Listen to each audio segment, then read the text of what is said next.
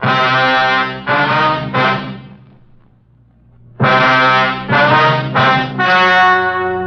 story you are about to hear is true. Only the names have been changed to protect the innocent. Fatima Cigarettes, best of all long cigarettes, brings you Dragnet.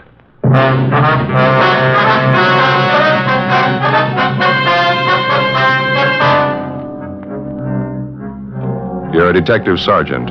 You're assigned to homicide detail. A well-known businessman in your city disappears suddenly from his home. He's seen driving away from the house in the company of two unidentified men. There's no explanation for it. Your job? Find him. How does Fatima compare with other king-size cigarettes? Fatimas are the same length and circumference, 85 millimeters long, 1 1/64 inches around. And Fatima filters the smoke exactly the same long distance as any other king-size cigarette. Tell me then, how is Fatima different from other king-size cigarettes? In Fatima, the difference is quality.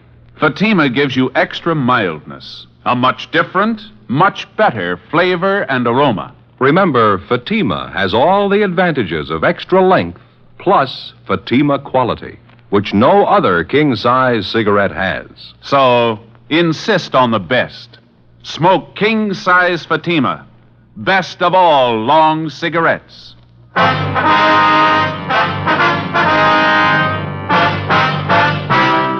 Dragnet, the documented drama of an actual crime. For the next 30 minutes, in cooperation with the Los Angeles Police Department, you will travel step by step on the side of the law through an actual case transcribed from official police files.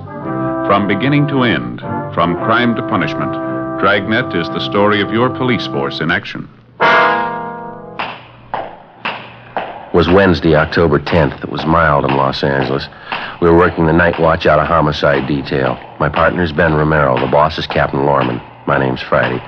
I was on the way back from the record bureau, and it was 10:38 p.m. when I got to room 42. Homicide. Hey, Ben? Romero? Back here, Joe. Captain's office. Oh, yeah. Captain? Joe, sit down. Thank you. I got your call. What's it all about? You're closer to it than I am, Skipper. You want to brief him? Well, it's a man by the name of Tony Richmond. He disappeared from his house tonight, Joe. Looks like it might be foul play. Tony Richmond. Name sounds a little familiar, doesn't it? Runs a couple of garages around town. Promotes sports events on the side once in a while. Sure. What's the story on him? Well, here's the way we got it from Richmond's wife. He was at home tonight. The whole family was sitting in a back room looking at television. Richmond, his wife, 2 children, and his father-in-law. Yeah. About 9 o'clock, the doorbell rang. Richmond went to answer it. He hasn't been seen since. Yeah? That's right. Mrs. Richmond said she thought she heard a little loud talking at the front door and didn't pay any attention to it. When her husband didn't come back, she went to have a look. Front door was wide open. Her husband was gone. No explanation for it at all, huh? One of the Richmonds' neighbors was sitting by a front window at the time, a Mrs. Sanford. She said she saw Mr. Richmond come down the front steps about that time, one man on either side of him. Mm-hmm. She got the idea Richmond didn't want to go with him. Was there any description on the 2 men? It's incomplete. The neighbor said she wasn't sure, but it looked to her like the 2 men pushed Richmond in a dark-colored sedan and drove off. Not much description on the car either, Joe. Oh, where's that leave us? Well, we're not positive there's anything wrong yet. There's a possibility it's nothing more than a misunderstanding. How do you figure? We got a couple of men out at the Richmonds' house now. The wife told them that Mr. Richmond had a business appointment at 10 o'clock tonight. She didn't know where or with whom. It could have been with those 2 men. Mm-hmm. It doesn't sound quite right, though, does it? I mean, walking out without even telling his wife. No, something else to consider. Wife said that when Richmond went to answer the front door, he was in his shirt sleeves. Yeah. When the neighbors saw him come down the stairs with the 2 men, she said he had his coat on.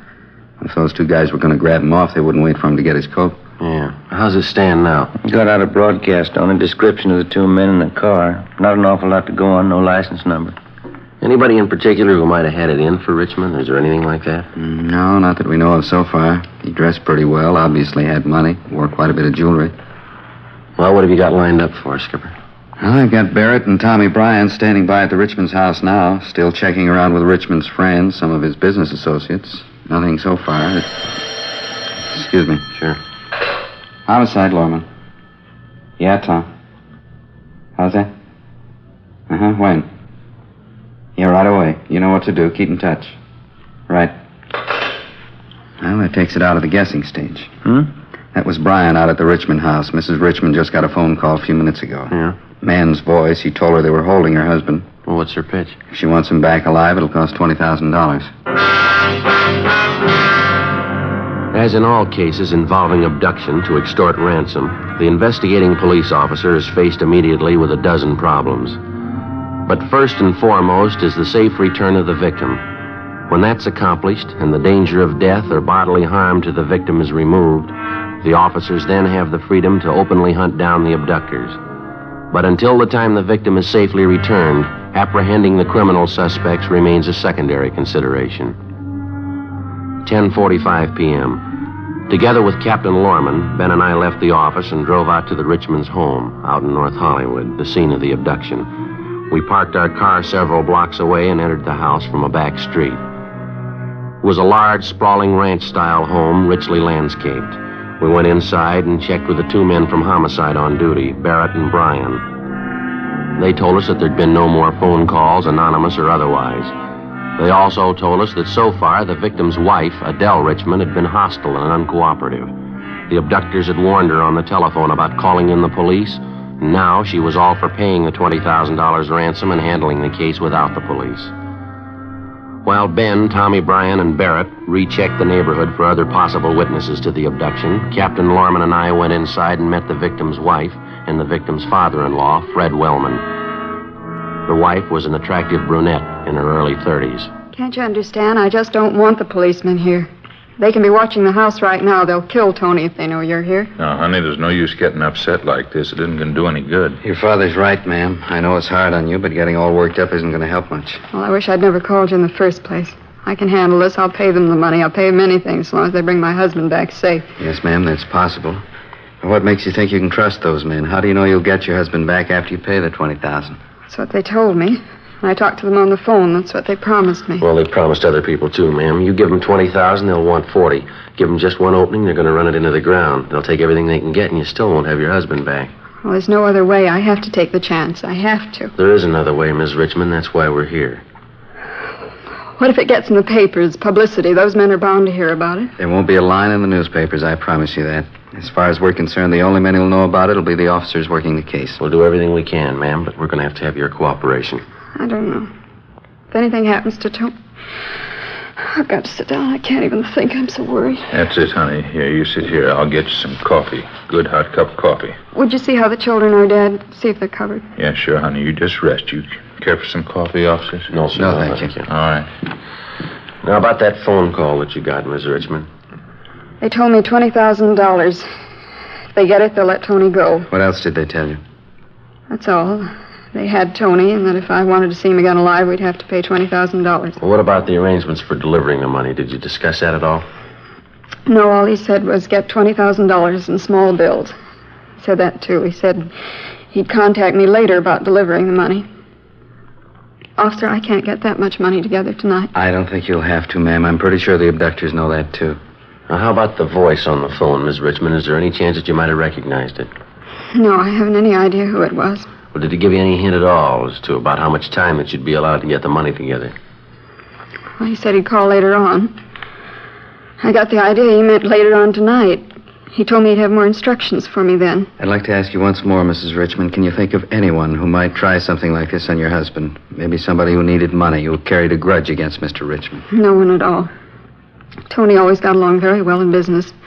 He works hard. He works awfully hard. I'm sorry, officer. I can't help thinking the whole thing would be better all around if I just pay the money and make them let my husband go. No, that's just the point, ma'am. Like we said, how do you know they're going to let him go? If they can make $20,000 overnight, it's a good bet they're not going to let him go that easy. You can't make those kind of deals with them. Now, believe us. Tony? What can I do, if anything? I brought your coffee, Del. Good hot coffee. I looked in on the children. They were covered. And now you try some of this coffee now. Thank you, Dad. Well, what are we going to do, officers? We can't just sit here and wait. There's a few things I'd like to brief you on to start with. Yes? There'll be a couple of our men stationed here at all times. Another thing, do you have more than one telephone in the house? Yes, sir, we do. There's one here in the den, one in the kitchen. Then we have a plug-in extension for the living room. Fine. The next time the phone rings, you answer it, Mrs. Richmond. One of us will be listening in on the extension. The one in the kitchen, that'd be closest. All right. Now, if it's one of your husband's abductors calling, you tell them it's going to take you time to raise the money. Tell them at least 2 days. Well, suppose they insist, but they say they want it sooner. They could kill my husband tonight. Well, they could, ma'am, but I don't think they will. It's a pretty good bet that they've planned on some waiting. Most people don't keep $20,000 around the house, and they know as well as you do that the banks don't open till 10 o'clock tomorrow morning. Something else, Mrs. Richmond. Make it clear to them that you won't have any direct hand in the transaction, paying the ransom. Tell them you're too sick, you're too upset, and that your brother will take care of everything. Well, you mean one of your officers? Yes, ma'am. Sergeant Friday here can take care of that, eh? Will they believe me? Don't you think they'll get suspicious? Well, maybe, but you have to remember, ma'am, suspicious or not, their only interest is in getting the money and then getting away. Our first problem is to get your husband home safe.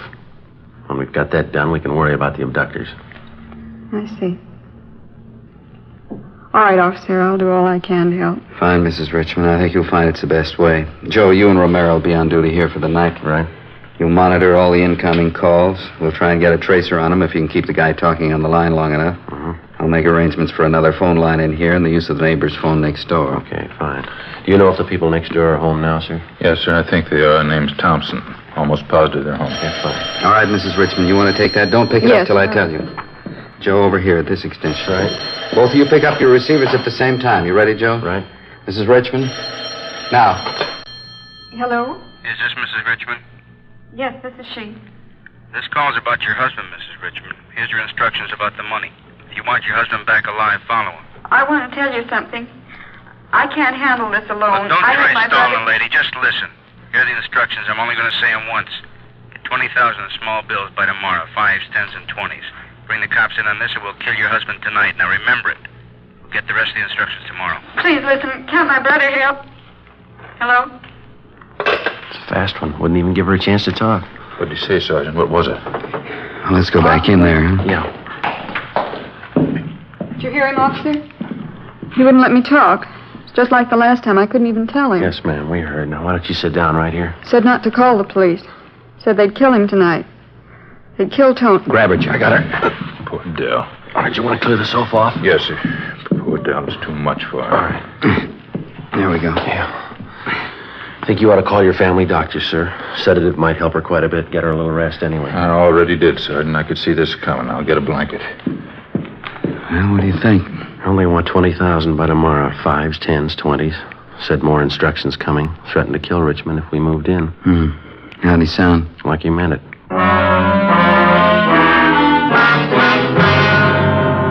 12:35 a.m. Captain Lorman and I remained by the phone. The family doctor arrived, gave Mrs. Richmond a sedative, and she lay down for a rest in her room. Barrett, Tom, Bryan, and Ben came back to the house just before 1 a.m. They had a few more details on the description of the car used by the abductors, which they'd gotten from residents in the neighborhood. The information was relayed to communications, and a supplementary broadcast and an APB were gotten out. Ben and I stood watch at the house for the rest of the night, but there were no more calls. In the early morning, stakeouts were set up at the victim's place of business and also at the banks where he maintained his accounts and safety deposit boxes. That night, Ben and I still were at the Richmond place, standing by at the phone. There'd been no contact from the abductors during the day. We waited. Midnight. 3 a.m. 6 a.m. No word. Another day passed. And then another. Still no contact. No trace of Mr. Richmond or his abductors. Saturday, October 13th. Hope for the victim began to fade. Ben and I stayed on at the Richmond house. Say, could I get you officers something to eat, maybe? A nice piece of cold beef in the icebox. Could make you a sandwich. No, Thank you just the same, sir. How's Mrs. Richmond tonight, sir? She feeling any better? My daughter, no better. She took a couple of pills the doctor gave her, trying to get a few winks of sleep, poor girl. Well, there's no use you sitting up with us, sir, if you'd like to get a little sleep yourself. No, I'd just as soon sit up. Couldn't sleep anyway.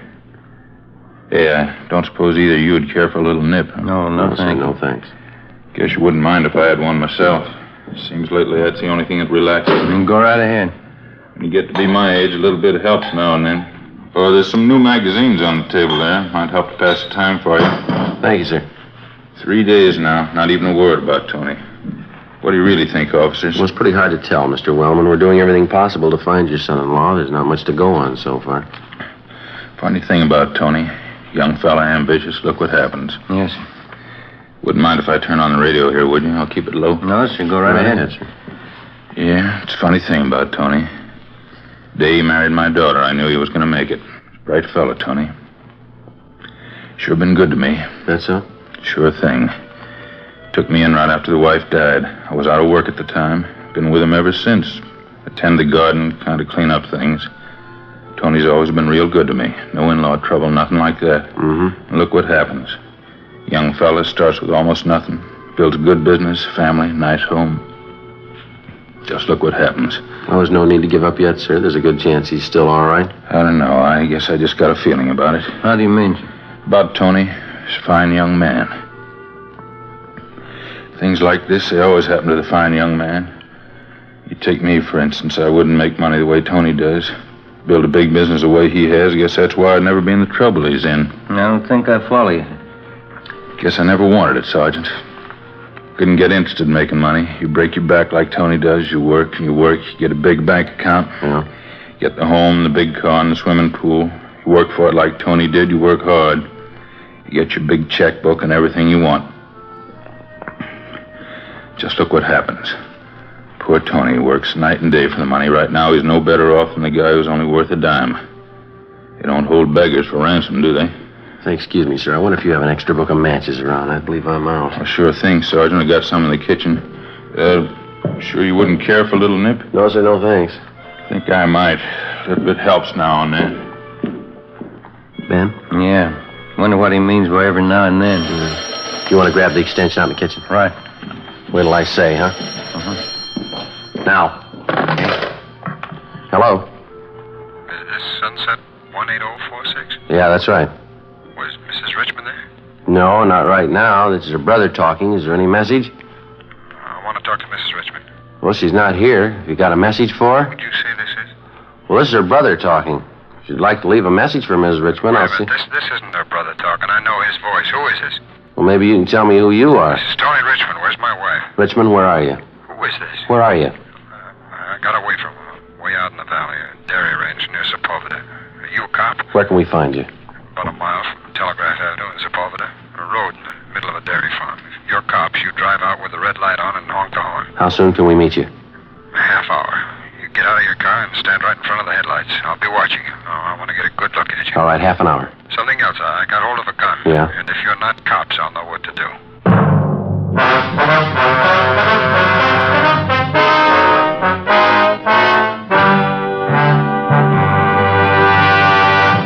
You are listening to Dragnet, authentic cases from official police files. Now, let's look at our Fatima files. Listed under H. Hardwick. Cedric Hardwick, distinguished actor. He says, I find Fatima a very pleasing cigarette. It has a distinctly better flavor. Listed under M. Morley. Maggie Morley, television actress. She says, I like a long cigarette, and I like it extra mild. That's why it's Fatima for me. friends, our files show Fatima's sales are going up.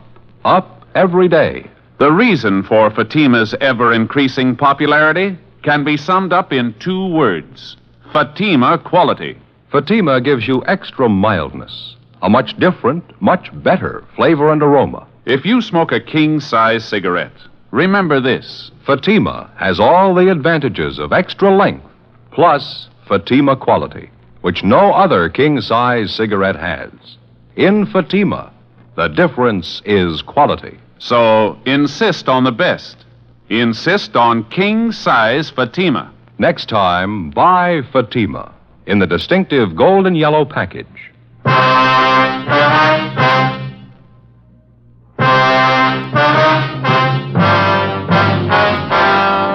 1:30 a.m. After we got the call from the man who identified himself as the victim of the abduction, Tony Richmond, we put in a call for Captain Lorman. We told him about the phone call from the victim, his request for us to pick him up, and also about the conditions he stipulated that we follow. The captain ordered 3 cruiser cars and a car to pick up Ben and me and take us to the location specified in the phone conversation. 2 a.m. With the red light turned on, we pulled up at the approximate location indicated. It was a lonely spot on a lonely road, a little more than a mile off the nearest highway. We waited. We didn't know what to expect. It could be that the phone call, supposedly from Tony Richmond, had actually been made by one of the abductors. Could be that it was nothing more than a diversionary action intended to distract our attention while the abductors carried out their plans to obtain the ransom money from the victim's wife and make good their escape. We kept waiting. Ben sounded the horn at frequent intervals. Captain Lorman and myself stood up in front of the car in the glare of the headlights. 10 minutes went by. 15 minutes. Finally, a half a dozen yards down the road, we spotted a man climbing up the side of the drainage ditch and onto the road. He walked slowly toward us into the glare of the headlights. In his right hand, he held a gun. You can put the gun down, mister. You're the police? Show me. Here's our car. Here's our identification. Here you are. His badge, ID card. Oh, thank God. Thank God, thank God. The first thing we did was to notify the victim's wife and family that he'd been found and that he was unharmed. Then we called the office and told them what had happened. We offered to drive Richmond to his home immediately, but he told us that he was all right and insisted that he show us where the abductors had held him captive. We got in the car and started driving north along a dirt road that led off Sepulveda. On the way, Richmond briefed us on what had happened. He said that he'd been taken at gunpoint at the front door of his home 4 nights before, forced into a car by 2 men that he'd failed to recognize, and then driven to an abandoned shack in a deserted area in the San Fernando Valley. The 2 men had tied him hand and foot, partially stripped him, gagged him, and placed him under a floor of the shack and left him there. One of the men returned each day to give him something to eat. That night, Richmond told us that his captor failed to retie his hands securely. When the man left, Richmond succeeded in freeing himself from the ropes, made his way to a phone, and called his house. Outside of shock and exposure, he seemed to be all right. After pointing out the shack he'd been held captive in, and after we'd checked through it, Richmond was taken home in one of the cruiser cars. Ben and I remained on stakeout at the shack. Pretty dark. Can you see the shack all right from here? Just about, yeah. Keep an eye peeled on the road, huh? Yeah. Want to smoke? Thanks.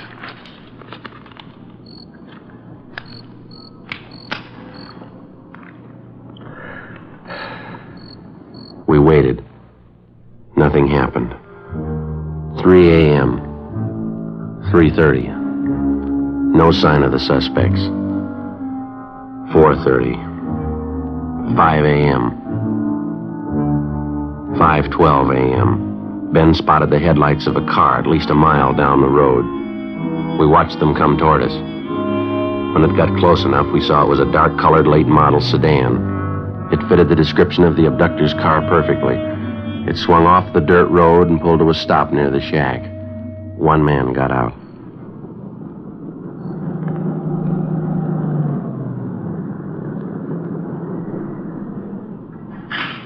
All right. Let's go.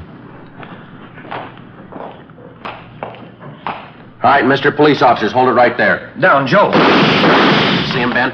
Yeah, I ducked behind his car. All right, throw out your gun. I'll give it back. You got some good cover, Joe. All right, let's go. Come on, move in. Easy. All right! Here's my gun! Out from behind the car, hands behind your head. Cover me, Joe. I'll shake him down. Right. All right, hold it right there. Okay, Joe. He's clean. All right, hands behind you. Sure like to play it safe, don't you? Handcuffs? They work pretty good, mister. Much better than rope. We called the office. A relief team came out to replace us on stakeout, and we took the suspect downtown to the interrogation room.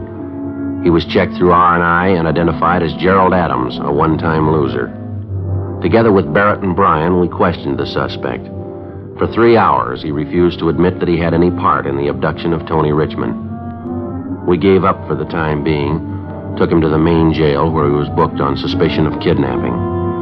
A little after 11 a.m., Gerald Adams' partner showed up out at the shack in the valley. He was taken into custody. He was brought downtown, confronted with the evidence against him, and he gave us a full statement admitting his guilt. Late that afternoon, we went back to the main jail, signed out Adams for investigation, and brought him back to the interrogation room. Have a seat, Adams. Yeah. Okay, what is it this time? Same as before, Adams. What do you say? You going to tell us about it? I told you my story this morning, mister. You got it all. Thought maybe you'd like to know. We picked up your partner. He gave us a signed statement. Here's a copy of it. Have a look. It's down in black and white. Your partner says you were in it with him all the way. What'd you say, Adam? Doesn't mean anything to me. You probably forced it out of him. Well, that's not what he says. He blames the whole thing on you. Says you set up the deal, you gave the orders, you made the phone calls for the ransom money. Says that's the way he's going to tell it in court. He's going to need a lot of proof. He gave it to us. He showed us your apartment, a couple of ransom notes you'd written, showed us the typewriter you wrote them on, showed us the clothes you wore the night you grabbed Mr. Richmond. He's a liar. Not according to our crime lab, he's not. They checked over the clothes, found particles of dirt and pollen in the trouser cuffs. They match up with samples we took from that field out by the shack. Well, it ain't true. None of it's true. You guy's a liar. Well, there's his statement, Adam. It's all there. If you got any corrections in the story, now's the time to make them. Adams? There's only one thing I want to know. Yeah? How did it happen? How'd you get a line on us? Richmond got away from the shack. We staked out on it till you came along. Doesn't figure. He couldn't have gotten away. I had it all worked out. Your partner didn't. I showed him just what to do, how to handle the thing. I showed him where to hide Richmond. Couldn't have goofed up. I showed him the whole routine. Well, there's one thing you didn't show him. Yeah? How to tie a knot.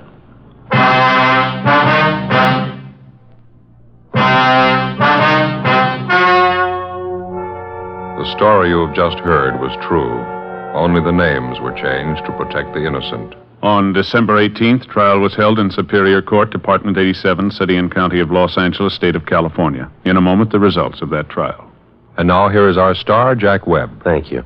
I'd like to speak for a few seconds to our good friends, the cigarette dealers all over the country. Our latest reports show national Fatima sales are still going up. Every day of the week, more and more smokers are enjoying king-size Fatima. Now, as a result, every so often we receive letters from listeners telling us that their dealer is out of Fatimas. So I'd like to suggest this.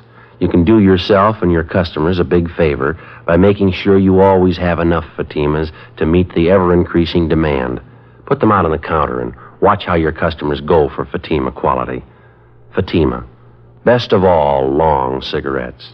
Thank you.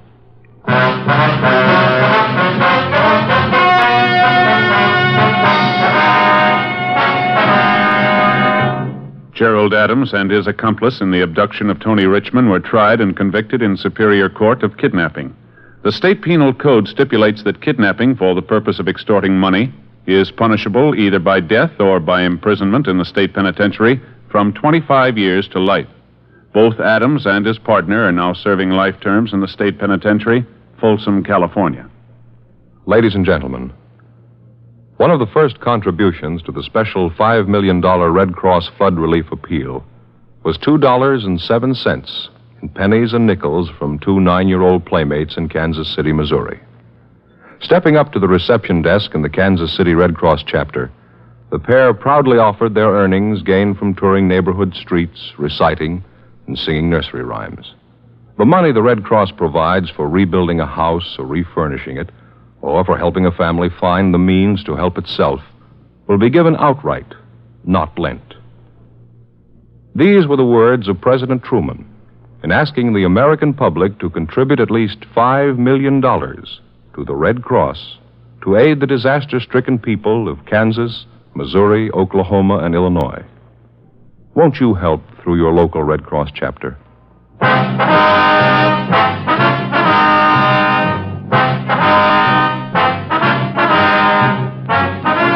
You have just heard Dragnet, a series of authentic cases from official files. Technical advice comes from the Office of Chief of Police W.H. Parker, Los Angeles Police Department. Fatima Cigarettes, best of all long cigarettes, has brought you Dragnet, transcribed from Los Angeles. Stay tuned for Counter Spy next over NBC.